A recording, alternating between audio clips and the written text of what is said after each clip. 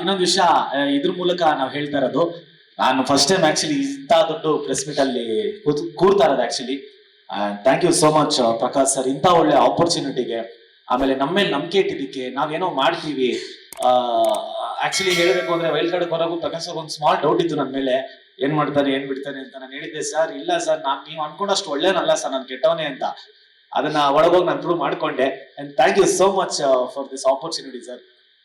V are all very, I mean ಏನೋ ಹೇಳಕ್ ಅದು ವರ್ಡ್ಸ್ ಇಲ್ಲ. ಯಾಕಂದ್ರೆ ಇಂಥ ಒಳ್ಳೆ ಫೇಮು ಶಾರ್ಟ್ ಪೀರಿಯಡ್ ಅಲ್ಲಿ, ಇಂಥ ಒಳ್ಳೆ ಫೇಮು, ಇಷ್ಟು ಜನ ಪ್ರೀತಿ, ಇಷ್ಟು ಇಷ್ಟ ಪಡ್ತಾ ಇದಾರೆ ಅಂದ್ರೆ ಅದೆಲ್ಲ ಕಲರ್ಸ್ ಇಂದ, ಪ್ರಕಾಶ್ ಸರ್ ಇಂದ, ಸುದೀಪ್ ಸರ್ ಇಂದ ಸಾಧ್ಯ ಆಯ್ತು ಹೊರತು ವಿ ಆರ್ ಆಲ್ವೇಸ್ ಯಾವ್ದಿದ್ರು ನಾವು ಚಿರಋಣಿಯಾಗಿರ್ತೀವಿ. Thank you so much sir.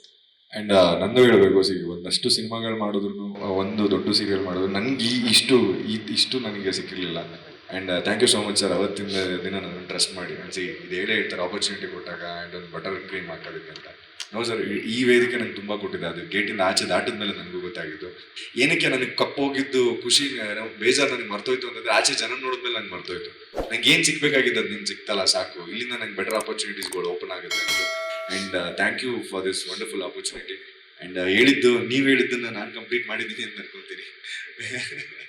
Thank you so much sir, thank you so much. Latest ಹಾಗೂ ಇಂಟ್ರೆಸ್ಟಿಂಗ್ ಸುದ್ದಿಗಳಿಗಾಗಿ ಬಾಸ್ ಟಿವಿ ಕನ್ನಡ ಚಾನೆಲ್ನ ಸಬ್ಸ್ಕ್ರೈಬ್ ಮಾಡಿ, ಹಾಗೆಯೇ ಬೆಲ್ ಐಕಾನ್ ಪ್ರೆಸ್ ಮಾಡಿ. ಇದರ ಜೊತೆಗೆ ಫೇಸ್ಬುಕ್, ಇನ್ಸ್ಟಾಗ್ರಾಮ್, ಎಕ್ಸ್ನಲ್ಲೂ ಮಿಸ್ ಮಾಡದೆ ಫಾಲೋ ಮಾಡಿ.